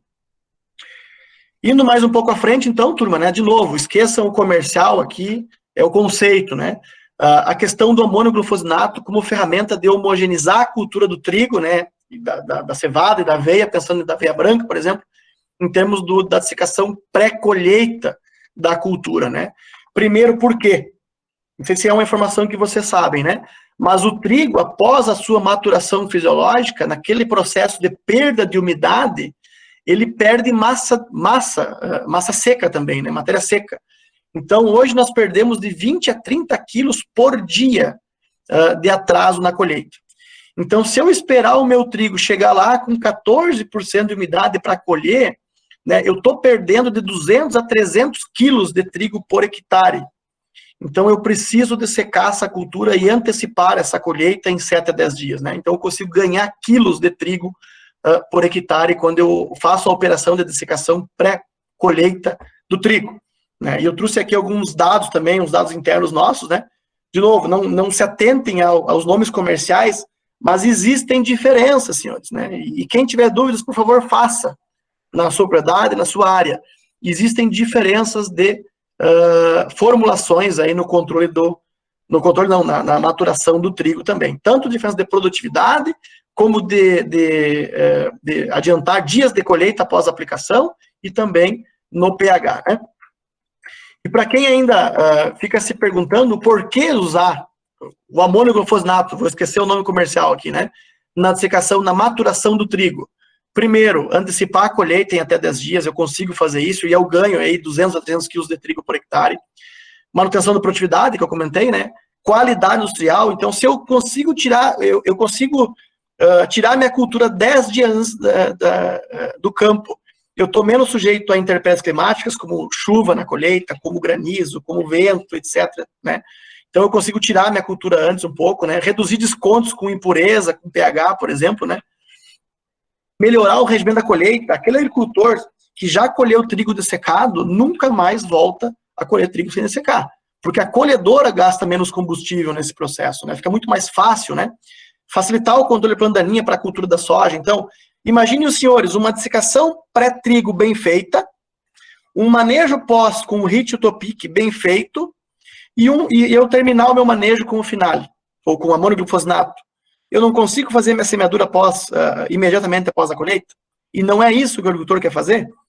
Então, tem uma série de benefícios, né, para mim realmente trazer essa dessecação na maturação, tá?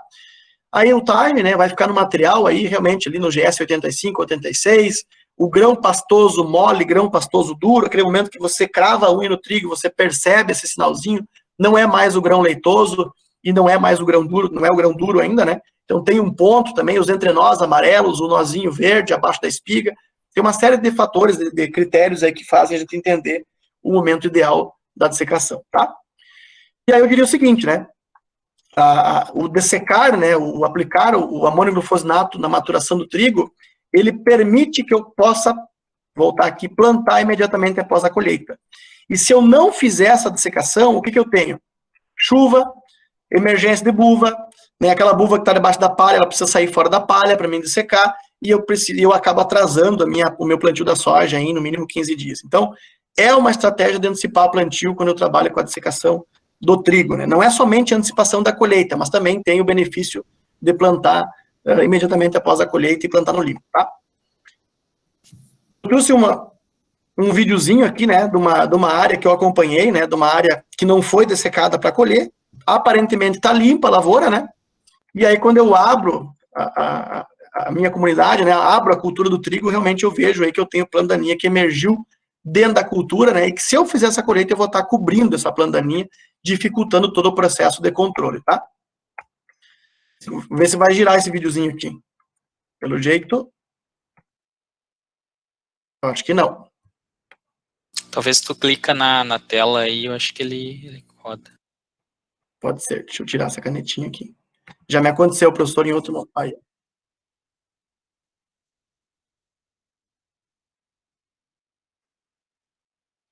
Não sei se conseguiu passar. Sim, perfeito. Esse é o problema. Então, se eu fiz uma dessecação pré-plantio da cultura bem feita, se eu fiz um manejo pós bem feito, por que não terminar esse controle, né, com o amônio glufosinato na maturação do cereal do inverno, da aveia branca, do trigo, da cevada, enfim, né, e aí eu consigo plantar imediatamente após essa colheita, né? O Finale na dessecação, ele consegue pegar essas plantas pequenas que estão embaixo ali, porque não vai ter efeito guarda-chuva, no caso Perfeito. ali estava abrindo já colhido, né? Sim. Então tem palha em cima da planta, mas se nós vamos pensar em fazer uma dessecação para matar o trigo, isso daí, como é que é? O veneno consegue Posso fazer uma contribuição? No ano passado, eu acho que vocês não participaram, Michel, a gente fez uma dinâmica colocamos luminol junto com a cauda de pulverização, O Guilherme que está aqui foi ele que aplicou, e a gente fez com 2 pontas, com uma leque e com uma cone vazio. E à noite a gente foi na área onde foi feita a aplicação e tinha buvas, até eu mandei para os Paiola, para os Albrecht lá, os professores para o Alfredo lá, e mandei para eles a imagem da buva, da chegada de ativo até a buva. Claro que não teve uma cobertura total na planta de buva, mas teve chegada de ativo, claro que também a gente fez num horário que era de tarde, a aplicação, talvez um horário inadequado, mas a gente teve a chegada até lá embaixo, isso até em materiais mais estruturados, como uma sinuelo, que era uma material que a gente tinha uma grande área, uma grande massa seca, em Toru que chegou um pouco melhor, né, em detrimento de outros materiais, mas teve até eu tenho, se eu resgatar, eu tenho imagem que eu posso compartilhar depois com vocês também na aula, tá? Me Por avancei. favor. Pode. Se puder compartilhar ela, de repente eu paro a apresentação, tu compartilha. Não, mas até eu achar no meu Google Fotos é uma loucura, mas eu vou fazer o seguinte, eu compartilho e eu também te envio ela, tá, Diego? Eu acho que é bem bacana a imagem, tá? E respondendo, né, o professor já respondeu em partes, mas a resposta que a gente tem é sim. A gente consegue fazer essa aplicação e essa penetração no dossel do trigo. Óbvio, né, colega, que nós vamos precisar um ajuste, né? Não é mais uma gota grossa que eu vou fazer isso aí. Eu vou precisar de um bico com uma gota adequada, uma gota mais fina, né? E uma condição ambiental com adjuvante também para fazer esse controle. Mas sim, a gente conseguiu, assim, controles extraordinários nesse cenário, né? E o que eu gosto de salientar é o seguinte: naquele cenário que eu fiz uma dessecação para plantio bem feito, manejo pós, e entrando com amônio glufosinato na maturação do trigo, eu consigo eliminar essas daninhas e iniciar no limpo na soja. Agora, não fazer o manejo pós, com o próprio safenacil, por exemplo, e deixar tudo para o final, para o amônio glufosinato na maturação, não dá certo. Porque eu tenho plantas grandes, né? E aí, obviamente, né, a quantia de ativo que chega não é suficiente muitas vezes para ter esse controle. Por mais que a gente viu milagres no campo aí, né? Mas eu insisto que o manejo é complementar, né? Eu vou controlando a daninha dentro do sistema inteiro, né? Mas sim, a gente consegue fazer esse manejo perfeitamente com uma boa ajuste de cauda e de ponta também. Indo à frente, então, né, nós falamos do manejo outonal, falamos do manejo de inverno, falamos do manejo em cima das culturas, né? E agora, para terminar aí, a dissecação pré-plantio da soja, propriamente dita, né? Eu trago algumas fotos aí para a gente contextualizar, né? Então, essas 2 primeiras fotos aqui que eu trago são manejos com glifosato 2,4-D. Essa aqui tinha uma sequencial de paraquat, no caso, né? E essa aqui somente o glifosato 2,4-D. Até são os vasos lá do Alfredo, o professor, que ele trouxe para nós, né? Para Expo Direto de 2020 aí, para a gente estar trabalhando, né? E essa aqui é aquela foto que eu trouxe para os senhores lá, das 2 aplicações de paraquat, que o colega comentou também, que agora, na saída do ativo, vai dar uma profissionalizada no setor também, né? Então, dentro desse cenário, né, nós também temos algumas diferenças, né? Então, nós pegar, por exemplo, essa mistura tripla aqui, glifosato, o safenacil e o 2,4-D. Aqui eu tenho fotos aí com, se não me engano, 11 dias após a aplicação. Notem que eu ainda tenho haste verde aqui nessa área de 2,4-D e essas vasos acabaram rebrotando após isso, né? E aí, quando eu troco o 2,4-D pela questão do dicamba, né, diferente da formulação, eu consigo ter um pleno controle dessas daninhas, né? Inclusive plantas maiores. Né? Isso é importante, pessoal. Hoje, para plantas grandes, a única ferramenta que vai entregar um bom controle, né, seria essa associação aí do safenacil, do glifosato, sal de potássio e a questão do dicamba também, tá? Então, algumas opções que eu tenho. Detalhe, né? 30 dias antes da semeadura. Isso é importante. Tá? 30 dias antes da semeadura da soja. Para essa dose de 0,6 litros por hectare de dicamba, tá? Esse é um ponto importante, tá bom? Senão eu tenho residualidade aí para soja convencional. Quando vir o advento da Extend, aí eu posso fazer pré-plantio, aplique plant sem problema nenhum, tá? Ô Diego, eu posso só compartilhar rapidinho a tela aqui que eu consegui chegar àquela imagem lá do... Deixa eu interromper aqui, então. Não, pode... Deixa eu só compartilhar aqui com vocês rapidinho. Só vou mostrar aqui. Deixa eu ver se vocês já estão visualizando. Isso. Vocês estão visualizando aí? Top. Tá. Aqui, claro, mas a gente fez a dinâmica, vocês podem ver aqui, ó. foi algumas plantas que a gente fez a dinâmica e coisa, é um pouco difícil de visualizar, mas dá para ver bem aqui, ó, a chegada do ativo até a buva lá embaixo, tá? Só para ajudar na resolução aí, tá bom? Perfeito, perfeito. Sigo aqui? Pode seguir, pode seguir. Vamos ver ela inteira de novo. Eu confesso que o Meetings, para mim, não é o que a gente usa mais, mas estamos domesticando. Faz parte, Diego, faz parte. Aí. Seguindo, então, como eu comentei, né, nesse manejo pré-plantio da cultura de verão, né, mais fotos aí dessa mistura tripla, né, a gente vai ver isso também com outros hormonais, como o próprio Triclon, o Triclopyr, né, também, o Alfredo fala bastante também é uma ferramenta. Nós temos a questão do dicamba, a gente entende que para essas plantas grandes aí, talvez seja uma das melhores associações do mercado, né, o Safenacil, 50 gramas do HIT, 0,6 aí do dicamba, do Atectra, né, e aí a dose do glifosato fica a critério de vocês. Glifosato, sal de potássio, tá? Isso é importante para mim não quebrar essa formulação do dicamba e tornar ele mais volátil, tá? Outro ponto importante, vocês viram que tem um óleozinho aqui, né? Chamado MES. Eu podia botar óleo só, né? Mas não, óleo MES. Por que isso? O MES, ele é um óleo que tem características de reduzir gotas deriváveis, senhores. Então, quando eu trabalho com dicamba, eu vou entrar no assunto agora, outras fotos, mas antes de entrar no assunto de dicamba aqui, quando eu trabalho com dicamba, as gotas ultra grossas, elas são de extrema importância, tá? Então, o que é o reduzir gotas deriváveis?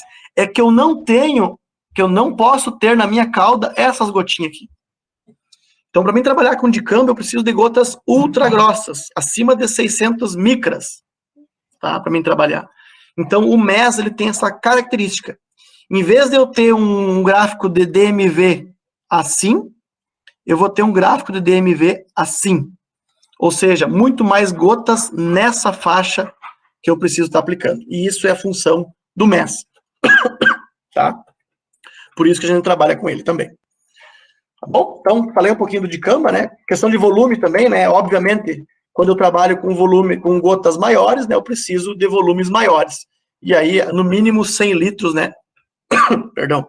É a dose que eu preciso trabalhar de cauda quando eu trabalho com dicamba, né? Para esses controles aí, tá? Mas aí, alguém já falou que vamos proibir os hormonais, né? Então, essa é a onda agora, né? De problemas com hormonais, as barreiras, etc. Então, quando vir essa proibição, e isso pode acontecer a qualquer momento, do 2,4-D, vai pegar o grupo químico como um todo, né? Então, pega os dicamba, pega os Triclopyr, enfim, todos os hormonais aí, eles entram na mesma onda. Então, o que eu posso fazer sem hormonais hoje no mercado, né? A gente tem a opção também de trabalhar com a questão ou do amônio glufosinato isoladamente, ele e o glifosato, por exemplo, né? Também eu tenho um bom funcionamento em plantas pequenas, né? Ou eu posso trabalhar com a questão do HIT com o finale, né? Do amônio glufosinato com o Safenacil nessas doses, né? 50 gramas, 2 a 2,5 de amônio glufosinato mais o MES. Então, isso aqui também a gente trouxe para Expo Direto do ano passado, né? Já que esse ano não teve, mas o do ano passado ficou muito didático, a gente está trabalhando em larga escala nas áreas comerciais com essa mistura, fica muito bom, turma, muito bom mesmo, nessas doses, né? 50, 60 de HIT, 2 a 2,5 de amônio glufosinato, tá aqui a testemunha, né, para vocês terem uma ideia, como fica esse controle, né?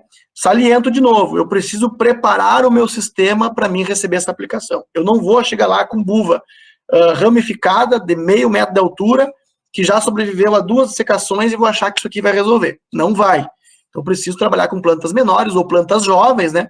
Para realmente eu ter uma boa eficiência dessa aplicação, tá?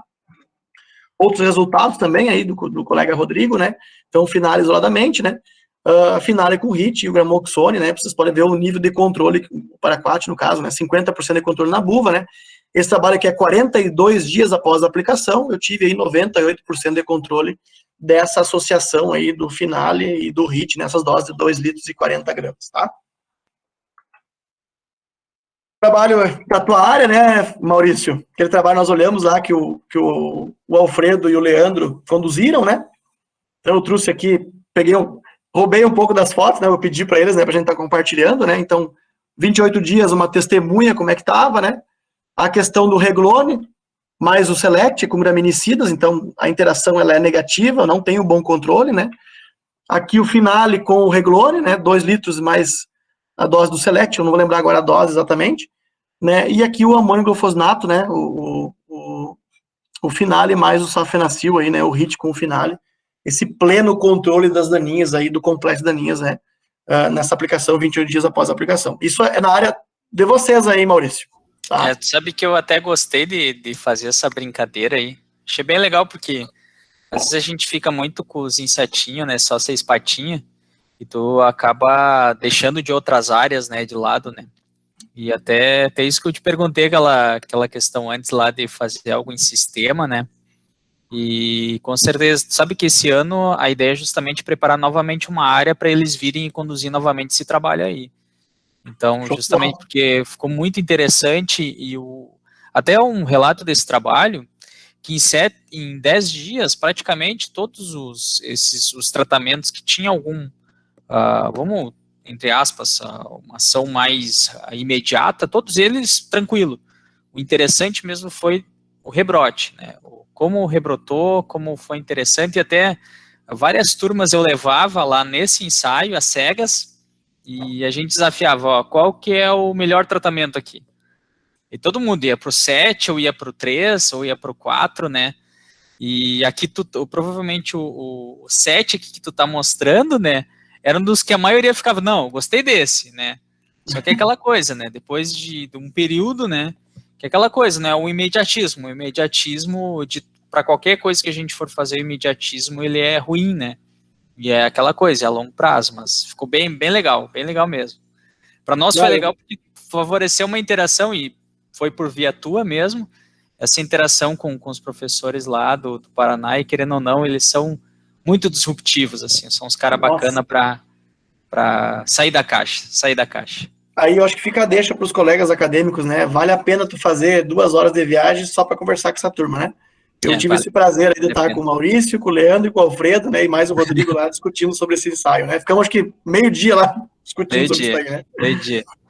Mas, enfim, faz parte, né? Mas, enfim, então, o resultado, então, da área de vocês aí, né? Resultados locais aí que comprovam a eficiência dessas misturas, né? E daquilo que também não dá certo, né? Não é denegrir a ferramenta, mas é a característica da ferramenta, da molécula. Não adianta, não tem o que nós enganar ninguém aqui, tá? E aí eu trouxe até um vídeo aqui do Alfredo, desse trabalho da Expo Direto, né, para compartilhar com vocês também, tá? Deixa eu só fazer rodar aqui.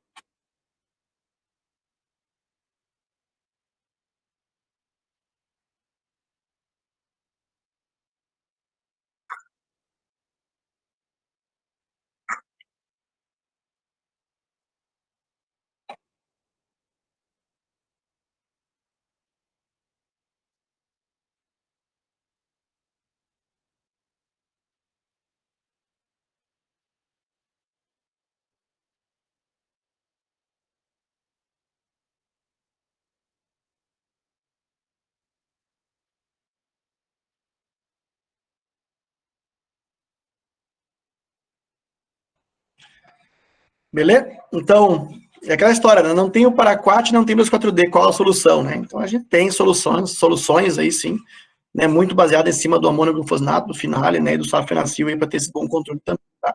Como é que faço para parar de rodar agora?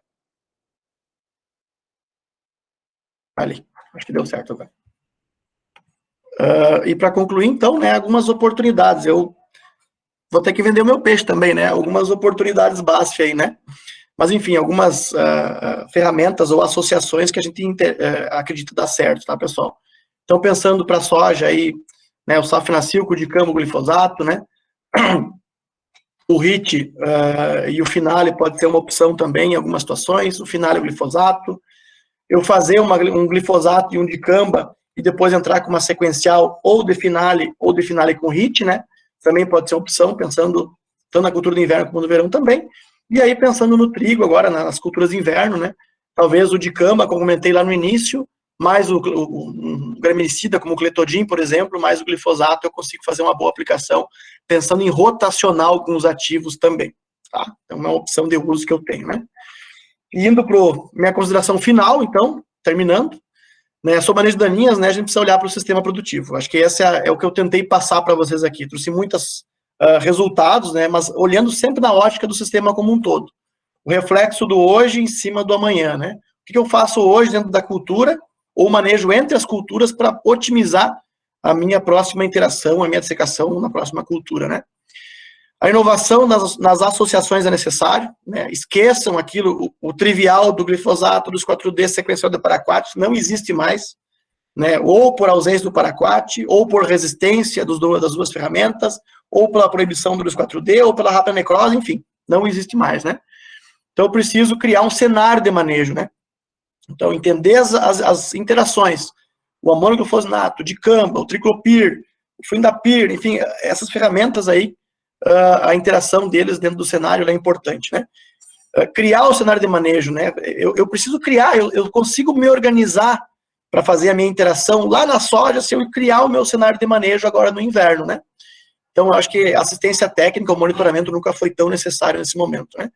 Entender as interações e ser assertivo. Então, entender como é que fica o glifosato, o amônio-glufosinato com o glifosato, o amônio-glufosinato com o sulfinacil, o amônio-glufosinato com o cletodin e os outros graminicidas, a interação com os pré-emergentes, que a gente acabou nem falando aqui, pensando na soja, né?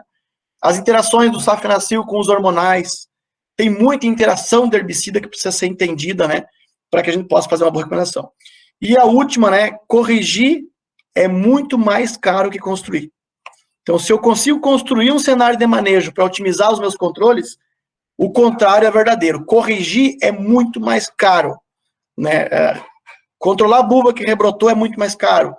Plantar em cima de buva que não está controlada é muito mais caro. Né? Então, sempre construir o cenário de manejo e não corrigir isso aí depois que já instalamos as culturas. Tá bom? O nosso logo da BASF, né? Juntos pelo seu legado, aí, juntos pela formação de todos, né?